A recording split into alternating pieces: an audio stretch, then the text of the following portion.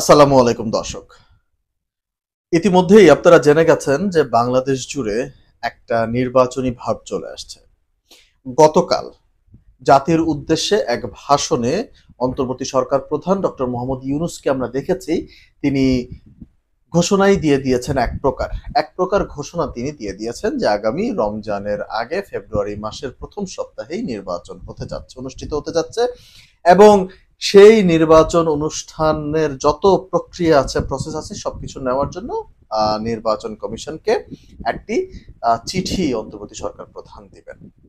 এবং জাতির উদ্দেশ্যের এই ভাষণের আগে দর্শক যেটা আমরা দেখেছি সেটা হচ্ছে জুলাই সনদ সেই জুলাই সনদে যে জুলাই ডিক্লারেশন সেই ডিক্লারেশন সরকার দিয়ে দিয়েছেন। এখন সেই ডিক্লারেশনের যে সনদ সেই সনদটিতে সকল রাজনৈতিক দলকে সিগনেচার করতে হবে।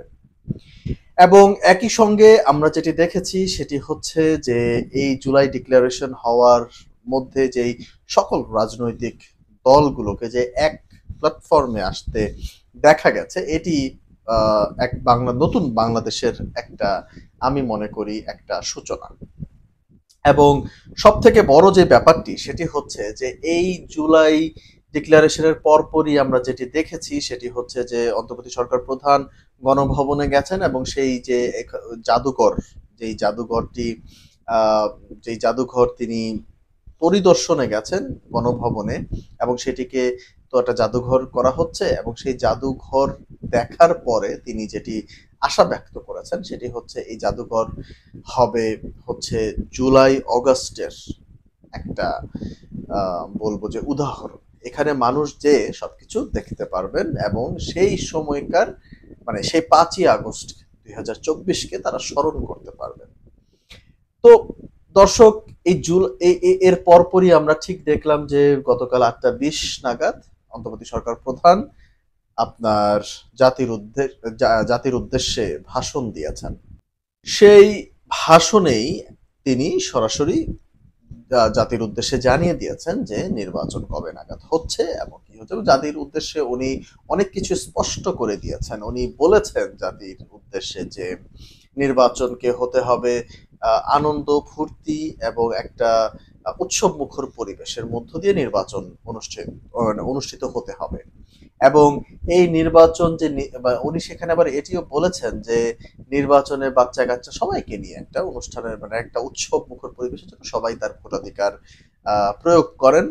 এবং দীর্ঘ 16 বছর আমরা অনেকেই ভোট দিতে পারি নাই তারা যেন এইবার একত্রে সবাই যে আমরা ভোট দিতে পারি, এগুলো সব ঠিকঠাক আছে।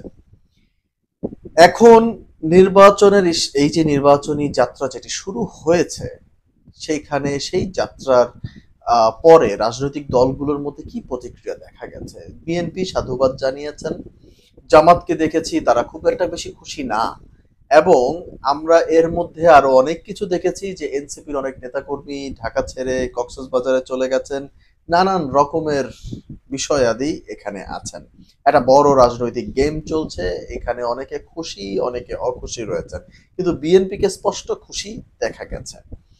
এই যে নির্বাচনী যাত্রা শুরু হয়ে গেল, এরপর থেকে বিএনপির কি মনোভাব বা বিএনপি আসলে কোন দিকে যাবে বা বিএনপি কি করবে, রাজনৈতিক অঙ্গনে বিএনপির যে মুভমেন্ট সেটি কেমন হবে সেটি কিন্তু খুবই খুবই গুরুত্বপূর্ণ।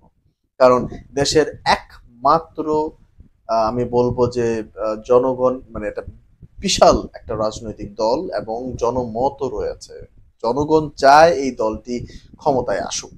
তো দর্শক, সবকিছু মিলিয়ে আগামীর এই আগামীকাল থেকে বা আজকে থেকে যে রাজনৈতিক পরিবেশ সেই পরিবেশটি কেমন হবে সেটি নিয়ে আপনাদের কি মতামত আছে সেটি অবশ্যই আমাকে জানাতে পারেন। তবে আমার একটি ব্যক্তিগত যে মতামতটি রয়েছে সেই মতামতটি আমি আপনাদের সামনে তুলে ধরছি। বিএনপি অনেকাংশেই নিজেদেরকে অলরেডি তৈরি করে নিয়েছিল নির্বাচনের জন্য এবং তারা এখনো প্রস্তুতি নিয়েই রেখেছে নির্বাচনের যে কোনো সময় নির্বাচন হবে, বিএনপি তার প্রার্থী দিবেন এবং বিএনপি সেভাবে এগিয়ে যাবেন।